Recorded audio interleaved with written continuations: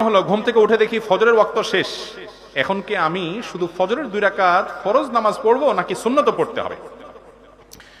আপনি যদি কখনো ফজরের নামাজ পড়তে পারেন নাই, অ্যালার্ম দিয়ে রেখেছেন, তারপর মিস হয়ে গেছে কোনো কারণে, তো আপনি উঠার পর যখন কাজা করবেন তখন ফজরের ফরজ তো 2 রাকাত পড়বেনই, তার আগে সুন্নত 2 রাকাতটাও পড়বেন। কারণ প্রথমত আবু দাউদের বর্ণনায় রাসূল আকরাম সাল্লাল্লাহু আলাইহি ওয়াসাল্লামের একটি ঘটনা বর্ণিত হয়েছে, প্রসিদ্ধ ঘটনা। সফর থেকে আসার পথে তার জীবনে একবার সবাই শুয়েছেন, রাতে ক্লান্ত, দিনে সফর করে রাতে শুয়েছেন, তারা পালা করে রেখেছেন যে একজন এতক্ষণ জেগে থাকবে, তারপর আরেকজন জেগে থাকবে, পাহারাদারি করবে, শেষে যে পাহারাদারি থাকবে সে ফজরের জন্য ডেকে দিবে। তো এই টাইমে যে সাহাবীর দায়িত্ব ছিল ওই আল্লাহর বান্দা, তার একটু ঘুম বেশি এসে গেছে, তিনি পরের জনকে আর ডাকতে পারেন নাই, যার কারণে সবাই ঘুমেছিল। রাসূল আকরাম সাল্লাল্লাহু আলাইহি ওয়াসাল্লাম সহকারে সূর্য উঠে গেছে, সূর্যের আঁচ গায়ে লাগার পরে তারা লাফ দিয়ে উঠছে, উঠার পরে তারা ফজর নামাজ কাজা করছেন।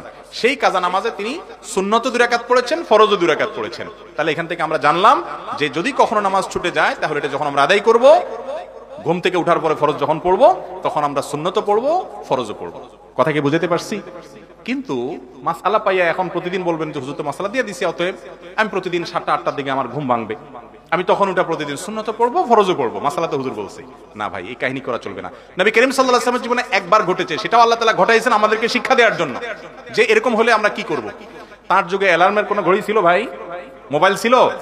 তাহলে জীবনে যদি একবার এরকম ঘটনা হাদিসে আসে আর না আসে, তাহলে আপনার যদি প্রতি মাসে 2-4 বার 5 বার হয় বা প্রায় হয়, আল্লাহর কাছে জবাবদি করার কোনো সুযোগ আছে? অ্যালার্ম আছে যেখানে, মোবাইল আছে যেখানে, কাউকে বলতে পারেন খবরদার।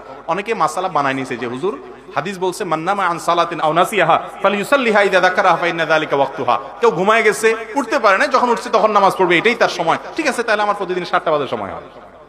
এরকম অনেক ভাই আছেন না? নাই? মনে রাখবেন এটা করা যাবে না। রাতে তাড়াতাড়ি শুয়ে পড়বেন।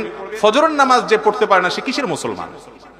সে মুসলমান দাবি করার নৈতিক অধিকারই রাখে না নিজেকে। ফজর নামাজ 5 ওয়াক্ত নামাজের ভিতরে ইম্পর্টেন্ট এবং গুরুত্বপূর্ণ একটা নামাজ, 10টা ফজিলত আছে। এই বিষয়টা বিস্তারিত আলোচনা আছে, আমাদের শুনে নিতে পারেন। আল্লাহ তাআলা আমাদেরকে তৌফিক দান করুন।